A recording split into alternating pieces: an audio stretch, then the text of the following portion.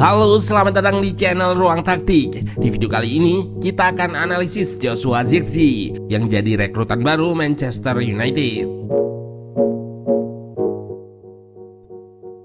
Joshua Zirkzee tampil impresif bersama Bologna sepanjang musim lalu. Ia jadi penyerang yang selalu diandalkan oleh Thiago Motta. Bermain sebanyak 37 laga, Zirkzee mencatatkan 12 gol dan 7 assist. Ia pun berhasil mengantarkan Bologna finish di peringkat kelima dan berhak tampil di UCL musim depan. Pemain berusia 23 tahun ini pun tergabung dalam skuad Belanda yang bermain di Euro 2024 ini, meski statusnya hanya sebagai pemain cadangan dan jarang dimainkan oleh Ronald Koeman. Penampilan dan catatan impresif Zirkzee menarik minat tim-tim besar untuk mendapatkan jasanya musim depan. Sebelumnya, ada AC Milan yang siap menebus rilis clause-nya dari Bologna. Namun tidak terjadi kesepakatan lanjutan karena klub asal Milan tersebut keberatan membayar fee yang diminta oleh Icon Zirkzee. Setelah Milan, giliran Manchester United yang juga berminat padanya. Komunikasi pun dilakukan oleh pelatih MU, Erik ten Hag, yang beberapa kali menghubunginya secara personal. Dan dikabarkan, klub asal Manchester ini sudah menyelesaikan kesepakatan dengan pihak Zirkzee ataupun pihak Bologna dengan total biaya transfer melebihi 40 juta euro. Tepatnya 42 juta euro yang dibagi dalam 3 kali pembayaran. Nah, lantas seperti apa playing style dan bagaimana ia bisa bermain di sistem taktik MU? Let's go, kita bahas sama-sama. Zirkzee merupakan pemain yang berposisi sebagai penyerang tengah. Ia mengawali karir sepak bola di tanah kelahirannya, Belanda.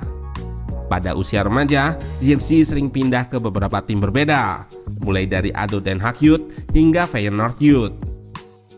Pada tahun 2017, Zirkzee merantau ke Jerman untuk bergabung bersama FC Bayern U17. Di sana, ia secara bertahap naik ke tim U19, FC Bayern 2, hingga naik ke tim utama Bayern Munchen di musim 2020-2021. Pada tim utama Bayern, Zirkzee nggak dapat banyak menit bermain karena saat itu masih ada Lewandowski yang sedang dalam performa terbaiknya. Ia pun dipinjamkan ke tim-tim lain untuk mendapatkan kesempatan bermain yang lebih banyak. Pada musim 2021-2022, masa peminjamannya di Anderlecht berjalan dengan baik. Ia berhasil mencetak 15 gol dalam 32 laga yang ia mainkan. Di musim selanjutnya, Zirkzee dipermanenkan oleh Bologna. Ia nggak langsung moncer di musim pertamanya bersama Rossoglu.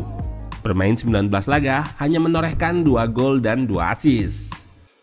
Namun musim keduanya menjadi periode terbaik dalam karirnya sejauh ini. Di bawah asuhan Thiago Motta, Zirkzee bermain sebagai striker tunggal dalam formasi 4-2-3-1. Di lini depan, Zirkzee merupakan tipe penyerang yang komplit atau complete forward. Secara positioning, ia tak hanya terpaku di area kotak penalti. Joshua Zirkzee bisa bergerak roaming turun ke lini tengah ataupun melebar ke sisi sayap. Heatmapnya musim lalu menunjukkan bagaimana mobilnya Zirkzee. Sebaran area bermainnya sangat luas, mencakup semua koridor di lini depan. Radar chartnya juga mengkonfirmasi jika Zirkzee merupakan seorang complete forward, di mana selain aspek menyerang, pemain 23 tahun ini juga punya kelebihan di aspek possession dan defense atau bertahan. Musim lalu, MU hanya mencetak 57 gol dan menjadi yang paling rendah dibandingkan tim-tim lain pada peringkat 10 besar IPL.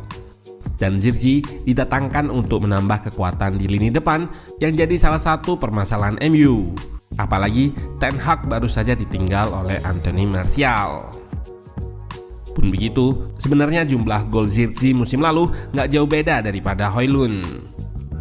Pemain asal Belanda ini mencetak 12 gol di Liga, sedangkan Højlund 10 gol. Statistik gol non-penalti dan non-penalti XG-nya pun terbilang nggak spesial, hanya 0,29 dan 0,24 per 90 menit. Namun menilai Zirkzee tidak bisa dilihat dari jumlah gol saja, karena sebagai striker yang komplit, ia punya kelebihan lain, yaitu keterlibatannya di semua fase permainan. Saat tim berada dalam fase bangun serangan, Zirkzee bisa berperan memberikan support dengan bergerak turun ke lini tengah untuk menyediakan opsi progresi. Statistiknya menunjukkan jika Zirkzee cukup banyak melakukan touch atau sentuhan di area tengah. Setelah menerima umpan di lini tengah, Zirkzee bisa melakukan ball carrying ke depan lewat kemampuan dribblenya yang sangat baik. Di depan, sebagai striker yang mobile, Zirkzee bisa juga berperan membantu proses penciptaan peluang atau chance creation. Ia kerap berada di ruang antar lini untuk mengekspos area tersebut. Pergerakannya di area tersebut tentu berpotensi menciptakan situasi dilema bagi bek lawan.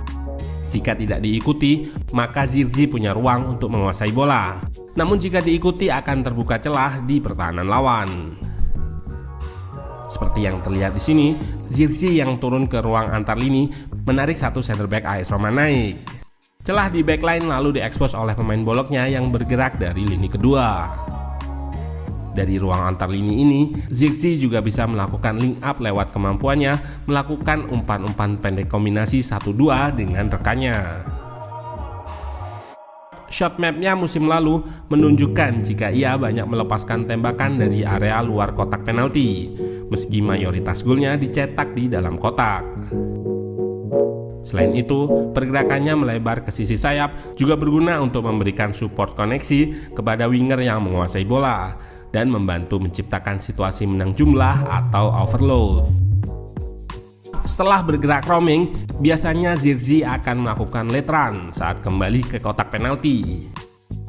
Pada momen inilah ia bisa mengekspos ruang di depan backline lawan untuk menerima cutback yang dilepaskan dari sisi sayap. Klip ini jadi contohnya, di mana setelah ia melakukan link up di koridor sayap, Zirkzee langsung balik badan dan bergerak ke kotak penalti untuk menerima umpan dari kelebaran. Kemampuan mendeteksi ruang yang dimiliki Zirkzee juga menjadikannya cukup aware akan ruang kosong. Pada kotak penalti, ia sering melakukan pergerakan untuk mengekspos ruang di pertahanan lawan. Ketepatannya dalam memposisikan diri di kotak penalti juga menjadikannya sering bisa mencetak gol memanfaatkan bola rebound. Zirkzee memiliki postur yang tinggi, 193 cm. Biasanya pemain dengan postur setinggi itu tidak bisa bergerak dengan lincah. Namun lain hal dengannya. Ia punya kelincahan yang kerap digunakan untuk melewati lawan. Rata-rata per laga, penyerang berambut kribo ini melakukan 4,18 take-ons atau upaya melewati lawan. Namun, Zirkzee tergolong jarang memanfaatkan kelebihan posturnya dalam situasi duel udara. Musim lalu, dari total 86 tembakan, hanya 6 kali ia menggunakan kepalanya. Di MU, Zirkzee bisa diplot sebagai striker tunggal di formasi 4-2-3-1. Namun ia juga bisa ditempatkan sebagai second striker, mengingat ia punya kemampuan chance creation yang sudah dijelaskan tadi. Kelebihan lain dari Zirkzee yang akan cocok di MU adalah ia sering mencetak gol memanfaatkan umpan direct dari belakang. Terlihat di beberapa klip ini, ia sering menerima umpan direct mengekspos ruang di belakang backline lawan. Kontrol yang harus serta finishing yang tenang dan klinis. Atribut ini akan sangat berguna di MU, mengingat Ten Hag pernah mengatakan bahwa ia akan menjadikan MU sebagai tim dengan transisi terbaik. Selain itu, Zirkzee juga merupakan pemain yang mau dan bisa berperan saat tim berada dalam situasi out of possession atau nggak menguasai bola. Ia akan berguna ketika tim melakukan press. Zirkzee gemar melakukan angle press atau pressing lingkar. Pun ia juga tak malas untuk track back bantu pertahanan di belakang. Zirkzee punya segala potensi untuk improve lini serang MU. Meskipun begitu, ia harus tetap beradaptasi di lingkungan dan kompetisi yang berbeda. Terlebih, di Manchester United ini, ia akan dibebankan dengan ekspektasi yang tinggi dari fans dan tekanan dari media. Selain skill, mental akan menjadi poin yang tak kalah penting untuk bisa perform di tim sebesar MU.